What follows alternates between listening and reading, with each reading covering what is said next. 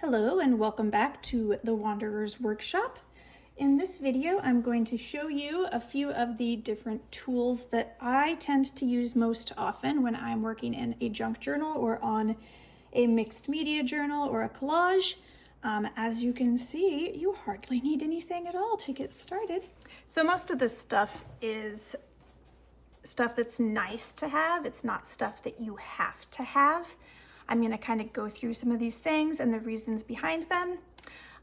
First off is glue. When we're doing junk journaling or collage, the glue that I use most often is just the classic Aleene's tacky glue. You can get it just about anywhere. I do like this quick dry one for what I do, and I like that it has the stand-up lid, so it's always primed and ready to go. You don't have to shake it down or wait for it. Another glue that I use pretty frequently is the Beacon Fabri-Tac glue. It's technically a fabric glue, but it works great for just about anything. It's almost as fast working as using like hot glue, which I also use sometimes. So this is a great thing to have around.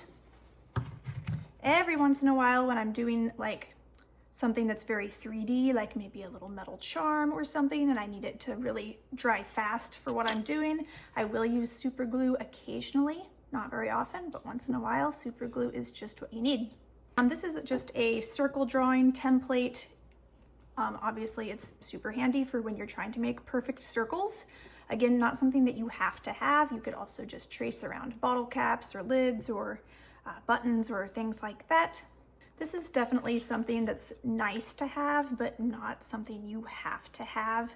These are metallic rub-ons, so they're kind of oily texture, and they're really great for finishing images. You can use them to add kind of a metallic sheen or make things look a little more aged or antique.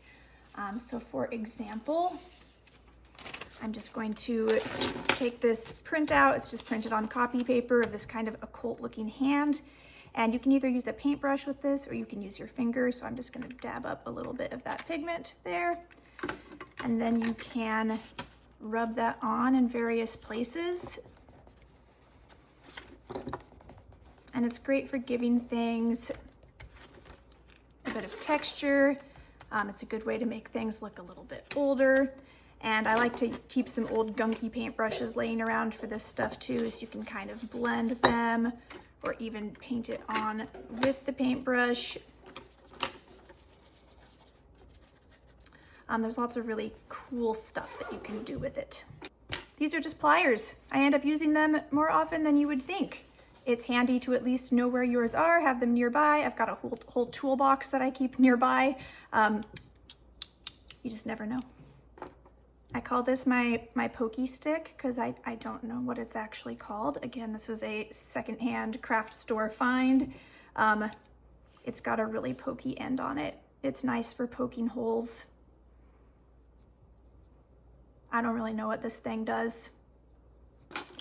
Just having a really good pair of scissors is of course necessary for this type of work. You're going to be cutting a lot of things out.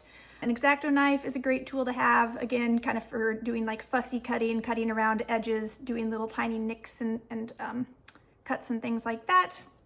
And then I also have this fancy little knife, which is a swivel cutter. And they're really designed for doing that fussy cutting where you can really get around edges, do teensy tiny things, and the tip of it actually swivels with your hand. So it's a lot easier to get around really teensy tiny details. This is something you definitely do not have to have. It's one of those nice to have things. I keep a pair of tweezers nearby just for doing teensy tiny stuff or putting little tiny pieces in or lifting things as needed. I use these all the time. I stole them from my mother's bead drawer while I was visiting last Christmas. Thank you, Mom. Again, something you don't have to have, but that will make things a lot more fun, a lot easier, is just even a basic set of paint markers, paint pens. These are probably the four I use the most: black, white, silver, and gold. I do have like the full set of colored ones also that occasionally I break out, but at the very least, having these four colors of paint pen is really nice when you're doing this kind of work. And of course, your good old Sharpie important. Your black permanent marker. I mentioned earlier, I like to keep some kind of gunky brushes on hand. These are good for moving glue around or doing like those texture rubs, but I also like to do a lot of painting in my junk journals because I'm kind of a painter at heart. So I always have my watercolor paints handy, ready to go, a rinse cup nearby. Sometimes I use acrylic paints too. Kind of depends on what I'm doing. You gotta have a ruler. I like these ones because they kind of have a sharp edge. So if you're if you want to kind of have that rough edge on your paper where it looks like it's been torn, you can put it on your ruler and then use that kind of sharp edge to get a nice clean tear, but you still have that sort of textured edge on it. Keep a pencil nearby. This is my cute little travel hole punch. It's for punching holes.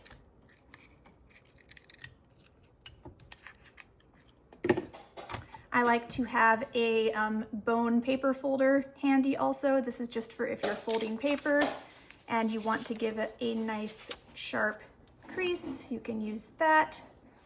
Handy dandy, good way to really get things folded or creased the way that you want them.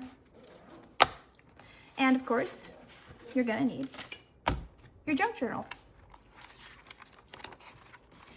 In the next video, I'm going to show you some techniques. I'm going to work through a page using that spooky, scary ephemera kit that I showed you in my last video. So be sure to check back.